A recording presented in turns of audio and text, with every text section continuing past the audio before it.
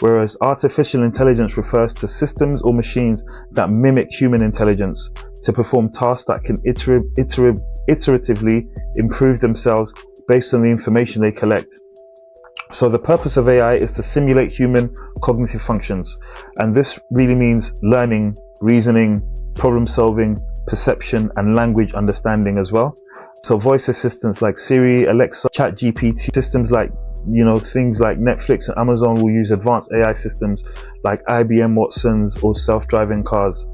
Automation is making volume tasks easier, whereas AI is about making complex tasks. It's about doing more complex tasks. So I would say automation typically operates within a fixed set of parameters and cannot handle tasks beyond its, pre-programmed rules.